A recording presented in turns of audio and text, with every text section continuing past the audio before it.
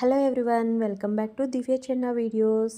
ఈరోజు మీ ముందుకు మరో వీడియోతో అయితే వచ్చేసానండి. ఎంతో టేస్టీగా ఉండే ఆప్రికాట్ డిలైట్. మన దగ్గర ఈ రెసిపీకి కావాల్సిన ఐటమ్స్ అన్నీ ఉంటే చేసుకోవటం చాలా ఈజీ అండి.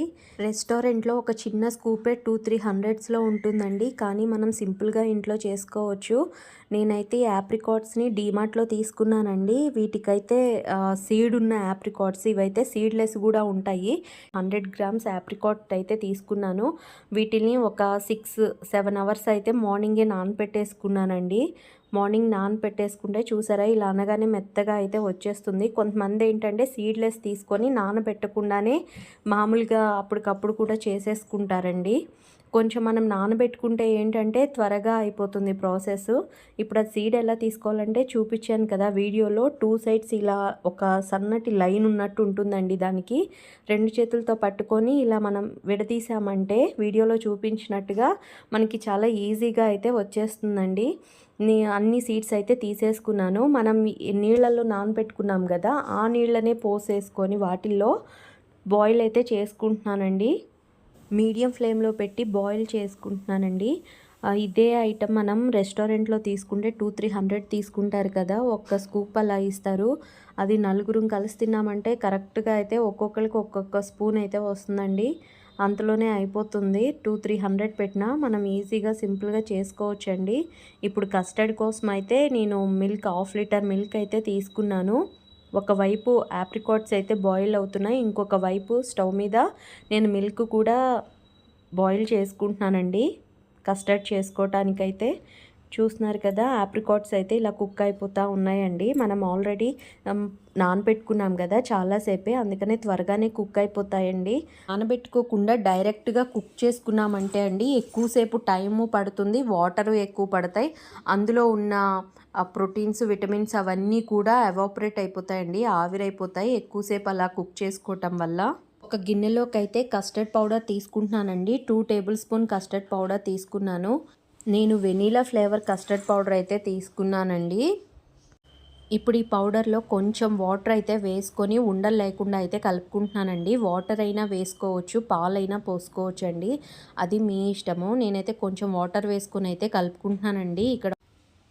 ఇక్కడైతే ఆప్రికాట్స్ కూడా మంచిగా కుక్ అయిపోయాయండి. నేనైతే ఇందులో టేస్ట్ కోసం ఒక టేబుల్ స్పూన్ షుగర్ అయితే యాడ్ చేసుకున్నాను. యాడ్ చేసుకుంటే అయితే టేస్ట్ కొంచెం బాగుంటుందండి, అది మీ చాయిస్, యాడ్ చేసుకోవడం వేసుకోకపోవటము. నేనైతే కొంచెం ఒక టేబుల్ స్పూనే యాడ్ చేసుకున్నానండి. ఆప్రికాట్స్ కొంచెం తీయగానే ఉంటాయి కదా, అందుకని ఒక టేబుల్ స్పూనే యాడ్ చేసుకున్నాను. ఒకవైపు మిల్క్ కూడా మంచిగా బాయిల్ అయిపోయాయండి. అందులో నేను కస్టర్డ్ మిక్స్ అయితే వేసి కలుపుతున్నాను. ఉండలు లేకుండా అయితే మంచిగా కలుపుకోవాలండి. కలుపుకున్న తర్వాత అందులో అయితే మీ టేస్ట్కి సరిపోని షుగర్ అయితే వేసుకోండి. నేనైతే ఒక కప్ అయితే షుగర్ వేసుకుంటున్నానండి. ½ లీటర్ మిల్క్కి ఒక కప్పు షుగర్ అయితే కరెక్ట్గా సరిపోతుందండి టేస్ట్ అయితే, స్వీటు అదంతా. తర్వాత అది షుగర్ కూడా అంతా కలిసిపోయాక కరిగిపోయాక నేనైతే స్టవ్ ఆఫ్ చేసుకున్నానండి. కొంచెం లూజ్గానే ఉండాలండి, ఇలా మరి థిక్గా అయితే అయిపోకూడదు. పైన స్టవ్ ఆఫ్ చేసుకున్నాక తర్వాత పైన అయితే మీగడ కడుతుంది కదా, ఆ మీగడని కూడా కలుపుకుంటూ ఉండాలండి మధ్య మధ్యలో. ఈ లోపల ఆప్రికాట్స్ కూడా కూల్ అయిపోయాయి, చల్లగా అయిపోయాయి. ఈ ఆప్రికాట్స్ని అయితే ఒక మిక్సీ జార్లో అయితే వేసుకుంటున్నానండి. ఇప్పుడు వీటిని అయితే మిక్సీ పట్టుకుంటున్నాను. మరీ పేస్ట్ లాగా కాకపోయినా కొంచెం మధ్య మధ్యలో పీసెస్ లాగా ఉన్నా పర్లేదండి. ఒకవేళ మీకు మొత్తం పేస్ట్ లాగా అయిపోయినా ఓకే, ఏమీ కాదండి. అలా అయితే నేను మిక్సీ పట్టుకున్నాను. ఇప్పుడు ఫ్రెష్ క్రీమ్ అయితే తీసుకున్నానండి, అమూల్ ఫ్రెష్ క్రీము. దీంట్లో అయితే నేను హాఫే వేసుకుంటున్నానండి, ఫుల్ అయితే వేసుకోవట్లేదు. నేను తీసుకున్న 100 గ్రామ్స్ ఆప్రికాట్స్కి ½ లీటర్ మిల్క్కి అయితే ఆ ఫ్రెష్ క్రీము హాఫ్ అయితే సరిపోతుందండి. ఇప్పుడు మిల్క్ మేడ్ వచ్చేసి నేను ఒక 5 స్పూన్స్ అయితే వేసుకుంటున్నానండి.